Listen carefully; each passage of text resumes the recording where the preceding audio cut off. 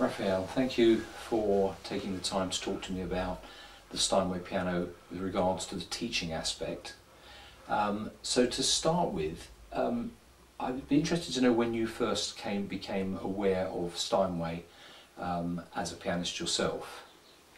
Well, I was very lucky because my mother had been given as a 21st birthday present Steinway upright. So I was fortunate enough to have a Steinway to practice on through my formative years, right the way through to the time that I was at music college. And you started playing at what sort of age? 3.5, my father said.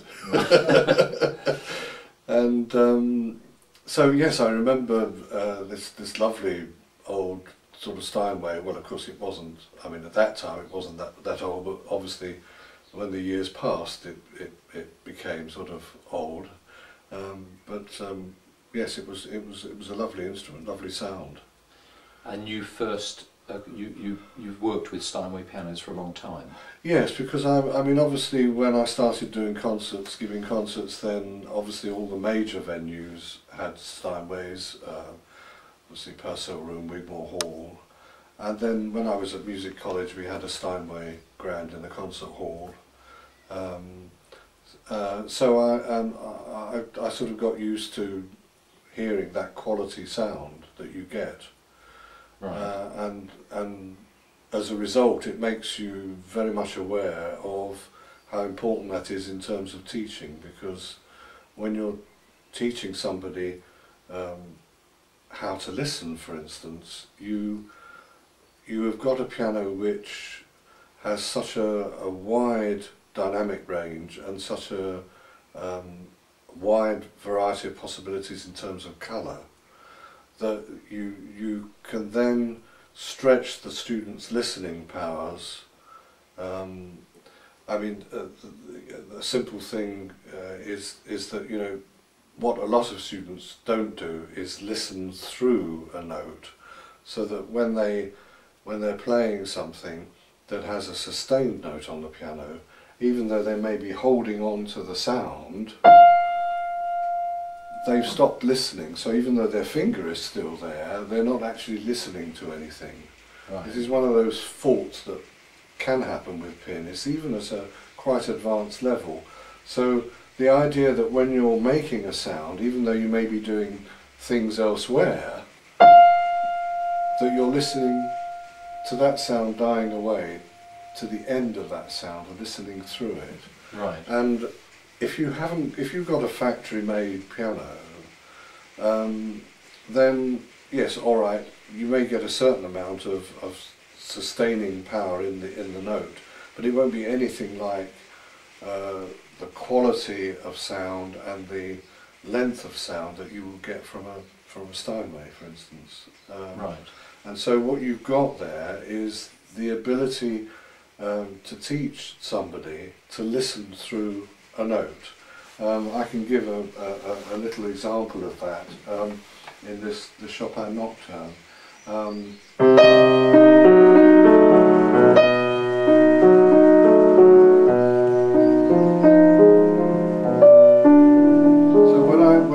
when that E flat that I play changes harmony underneath, and it changes to this, that you can still hear the top note going through. So you get to have an understanding of the harmonic colour that there is, and how the harmonic shifts underneath in the left hand affect the sound that's above it. And if you stop listening as a pupil, or you're playing on an inferior instrument where that sound hasn't carried through, you're not sensitive enough to the colour changes. Yes. So the vital thing in teaching is to get people to listen very, very carefully to themselves. I mean, I think it's the most important thing. One can talk about all kinds of practice methods, but the fundamental is to get a student to really truly listen to themselves and to hear every sound that they're making, and not just not neglect sounds that they may be holding on to notes that are fading, but not to forget that there's still that sound going on. So, in terms of, just coming back a second to when you have a very good instrument like a Steinway, of course it's very balanced in in what you're playing. Yes. How important is it as a youngster starting out to have a keyboard which is a good keyboard to work with? Absolutely, you've hit the nail on the head there, because obviously what you've got is reliability. And you know, when a youngster's playing on an inferior instrument, they may actually be trying for something or doing something and think, well, yeah, I thought that I was playing this evenly, but it's not coming out evenly. And it's not coming out evenly perhaps because of the quality of the instrument, because the touch is not even. Right. Whereas when you've got a well set up concert, a Steinway piano, whether it's a small Steinway or a concert grand, you've got, the setup is such that that it's like a Rolls Royce of a touch, that the touch is so even and reliable that wherever you play on the keyboard, you can say, if I put my hand down in that way, if I press my finger in that way, I'm going to get that sound. Yes. And so you know in advance what kind of sound you're going to get. So that gives you confidence. Yes. And confidence is such a huge thing in learning. Because one of the things which I think is probably true to say is that when people are starting out, one of these sort of obvious things that can happen is a parent can say, well, if we see that you're showing signs of being good, we will invest in a better instrument. And one can understand why one would take that view. Yes. But from the teaching point of view, presumably, actually, if you're starting with something which is an inferior instrument and doesn't have a good equality of playing ability across the keys, yeah, you can be learning all sorts of building in bad things. You can create bad things and bad habits, and you know, as I said, it's the combination of the listening as well, that if you're hearing a really beautiful sound and you've been taught from very, very early on, from beginning, to listen through sounds, then obviously the oral perception and the oral ability is going to be improved. And so all of this is important to build in from the word go rather than to wait. So yes, the advantage of having a really quality instrument from the word go is enormous. Yes. As long as, of course, you've got the teaching is right. Yes. You know, with good teaching and teaching which is perceptive and homes in on these important aspects, because I think sometimes some teaching is just copy me. Yes. It goes like this, copy me, do this, and that's not creative, and that's not to the advantage of the student. I mean, good teaching, which we have mostly nowadays, is geared to giving, enabling the young pianist to fulfil their potential. So it homes in on all the important things, and, yes, and I think, as I've already said, the listening is the key factor. That if they can hear what they're doing, you know, some teachers use all kinds of methods of helping students do this. I mean, sometimes closing one's eyes when practicing can be a really valuable thing. And I can remember a student, a very advanced student from another institution that I went to as just deputising for somebody. And they were playing some Bach, and when they played the Bach, it was rather boring. So, and I knew this was a very musical boy, so I said to him, well, close your eyes, can you, and play? And he closed his eyes and he played the same piece absolutely immaculately, and I said to him, what did you think? And he said it was boring. And he hadn't realised that, you know, when he closed his eyes, that he'd allowed his physical activities to overtake his oral perception. So what he was doing was he was letting physically the fingers take over, and Yes. he didn't realise that what he was doing, which felt rather nice and good, actually the sounds that were coming out were not what he wanted. Yes.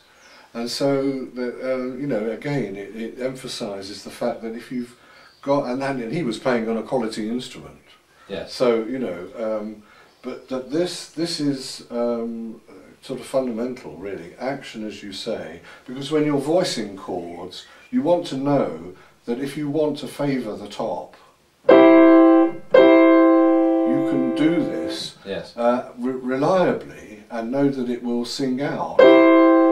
Yes. Whereas on a piano where you may do exactly that same muscular action and it comes out like this, Yes. Yes. then you know it's very disturbing. Yes. Because you know then you think, was it me or was it the instrument? Yes, and then presumably you might try and put more emphasis on a finger to get a sound louder, and actually you're giving a total imbalance to do it. Yes. And then when you get to a good instrument, it's all going to be... It's all thrown again. Yes. So yes, absolutely vital. And of course that's the great thing about the Steinway, is that you know, and that you I heave a sigh of relief when I go to a concert. You know, I don't know what instrument they're going to give me. But if it's a Steinway, I think, No, I'm okay. Yes. And are there any particular elements of the Steinway as a piano that in addition to this, the importance of the evenness, are there any particular elements that you would see as being important from a teaching point of view? I would say that it's again related. I mean, in terms, we're back to this rather boring thing of listening, but of colour, in terms of what it can produce in colour, then I think that this is important, and it's all to do with the duplex scale that the Steinway, of course, did invent. Right. And the fact that can you just explain that? I'm not technical, Right. but what I understand from it is that because you've got these extra divisions of the string, Right. the different lengths that produce these harmonics. Right. I wouldn't like to be quoted on this No. technically, but anyway, what you're actually technically getting is more harmonics available, therefore a richer kind of sound, and therefore more colour. Right. So I can give you an example. The opening of Debussy's Clair de Lune, Right. which you could pedal conventionally, which would be to put the pedal down after the first chord. Right.